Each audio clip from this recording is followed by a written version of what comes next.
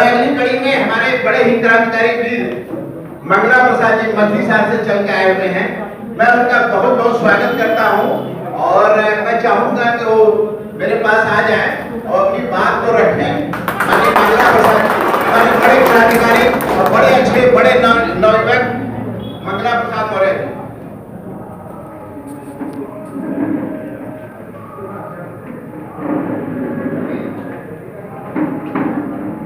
आज सामने बैठे पिता तुल्य बुजुर्गों, नौजवान साथियों, माताओं बहनों तथा छोटे मोटे नन्हे प्यारे बच्चों, और सामने मंच पर बैठे आज के कार्यक्रम के विशिष्ट अतिथि महोदय और पत्रकार बंधुओं तथा भगवान बुद्ध की कासाय वस्त्र धारण करे हुए परम पूज्य भिक्षुगण, आज सतहरिया की क्रांतिकारी धरती पादुपात वंदन अभिनंदन और वंदन करता हूं। साथियों, क्योंकि हम लोग ये गांव चौपाल इसलिए लगा रहे हैं, आजादी के 76-77 सालों में संविधान बनाया गया और वो संविधान भारत के गांव-गांव में नहीं पहुंच पाया। देश के तमाम सांस्कृतिक राजनीतिक संगठन बनाए, क्योंकि वो लोग गांव-गांव भरकर उस संविधान को जब तक पहुंचा नहीं पाए, उसके पहले ही ये भारत का संविधान समाप्त होने के कगार पर हो गया। मैं दिल की गहराइयों से परम पूज्य भिक्षुगण लोगों को बहुत बहुत साधुवाद धन्यवाद देता हूँ कि आप लोगों ने वो बीड़ा उठाया है कि गांव के घर घर संविधान पहुंचाने का।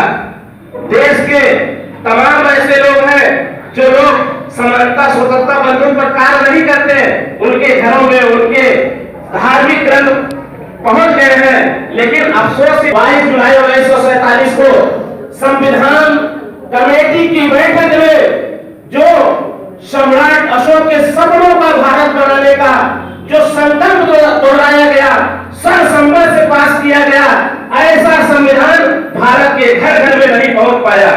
क्योंकि गला खराब है, सर्दी ज्यादा है, ज्यादा नहीं कहना चाहूंगा, बस चंद शब्दों के साथ अपनी बात कहते हुए अपनी बात को विराम देना चाहूंगा कि अगर हमें धन धरती और सम्मान चाहिए, अगर हमें धन धरती और सम्मान चाहिए और बाबा साहब का लिखा हुआ भारतीय संविधान चाहिए, तो कौन का बच्चा मिशन के नाम होना चाहिए, कौन का बच्चा मिशन के नाम होना चाहिए। धन्यवाद। जय भारत, जय भारती, जय। हेलो, बहुत अच्छा, धन्यवाद मंगला प्रसाद जी। और बहुत कम शब्दों में आपने बहुत अच्छी अच्छी बातें रखी और हमारे क्रांतिकारी जितने भी हैं बड़े ओजस्वी और तेजस्वी, आपका बड़े हृदय से स्वागत भी किए हैं, इसके लिए बहुत बहुत धन्यवाद सारे साथियों को। और मैं एक चीज और बताना चाहूंगा कि हमारे बीच में ये डॉक्टर साहब हैं, डॉक्टर दिनकर मौर्य, और बड़े ही युवा हैं और बड़े ही अच्छे, एक प्रकार से देखा जाए तो बड़े ही क्रांतिकारी, ये भी एक वीर हैं और इनकी एक सोच है। वो सोच क्या है, एक न एक दिन ये प्रधानमंत्री के कुर्सी पे बैठेंगे, ये मेरी गारंटी है, गारंटी, ये मैं आपको दावा करता हूँ। मैं चाहूंगा कि आ जाए डॉक्टर दिनकर मौर्य जी। धन्यवाद।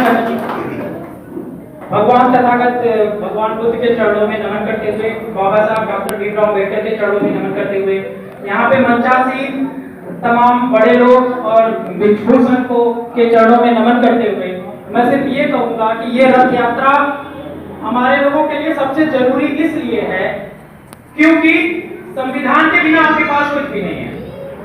अगर आप 70 साल 80 साल 90 साल या 100 साल पीछे जाएंगे, जब हमारा संविधान लागू नहीं होता उसके पीछे आप जब जाएंगे, तो आपके पास कोई भी अधिकार नहीं थे।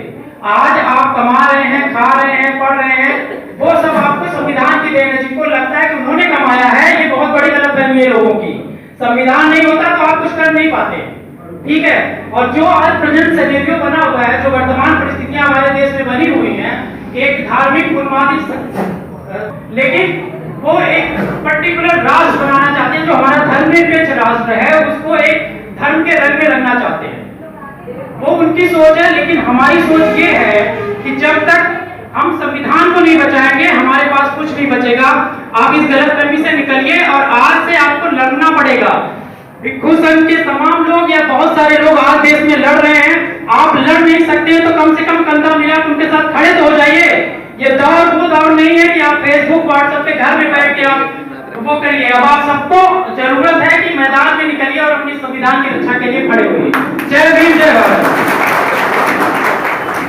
धन्यवाद डॉक्टर साहब। मैं आगे की कड़ी में पाल जी से निवेदन करूंगा आप अपनी बात को रखें। माननीय धर्मपाल जी।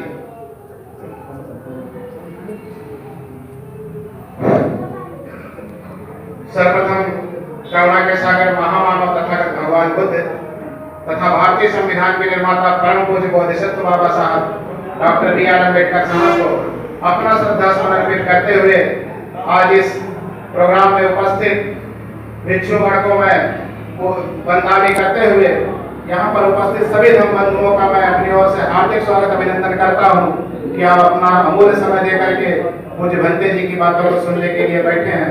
तो मेरे साथियों, आपको बताना चाहूंगा कि आज देश की हालत क्या हो गई आप लोग देख रहे हैं। संविधान को मिटाने की कोशिश की जा रही है, संविधान को खत्म करने की कोशिश की जा रही है। जिस तरह पहले भारत में विधान चला करता था जिसको बाबा साहब ने खत्म करके संविधान बनाया, सबको बराबरी का अधिकार दिया, आज उस अधिकार को खत्म करने का पूरा प्रयास किया जा रहा है। आपके संविधान की प्रतियां जलाई जा रही हैं, आपके संविधान को एकदम मिटाने का प्रयास कर दिया गया है। तो आप लोगों से निवेदन है, पूज्य भंते जी भारतीय संविधान की धम्म यात्रा निकाले हुए हैं, इनके साथ हम लोगों को मिल करके कड़ी से कड़ी बन करके भारतीय संविधान की हर कीमत पर अच्छा सुरक्षा करना है। तभी हमारा सम्मान है, तभी हमारे आने वाली पीढ़ी का सम्मान है। इन्हीं शब्दों के साथ मैं ज्यादा बातें न करते हुए पूज्य भंते जी को अपना सारा समय देता हूँ। नमो बुद्धाय। जय भीम, जय भारत। धन्यवाद धर्मपाल जी।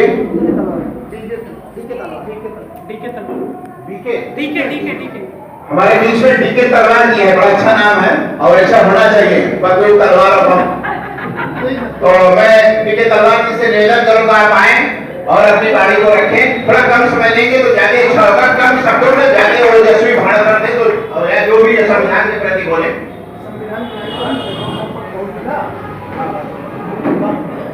कुछ भी विचार रखने से पहले करुणा के सागर तथागत गौतम जी को नमन करते हुए भारत बाबा साहब भीमराव अम्बेडकर जी के चरणों में श्रद्धा समर्पित करते हुए शिक्षा की देवी सावित्रीबाई फुले जी के चरणों में श्रद्धा समर्पित करते हुए आरक्षण के जगत छत्रपति साहू जी महाराज जी के चरणों में श्रद्धा समर्पित करते हुए समय समय पर चल रहे तमाम संतवादों को श्रद्धा समर्पित करते हुए मंच में बैठे मंचा सिंह अतिथगढ़ और बनते लोगों को मैं चरणों में वंदन करता हूं।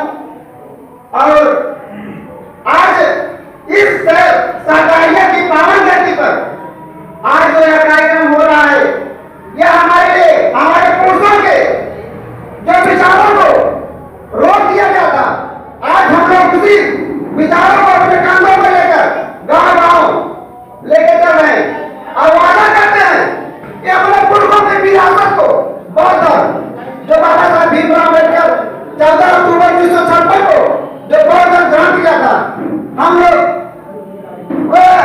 आने वाली पीढ़ियों में उस धर्म को पहुंचाने का काम करेंगे। और ज्यादा न कुछ कहते हुए मैं इससे भी पूरा पारी को जानता हूँ। सभी को जय भीम। धन्यवाद जी।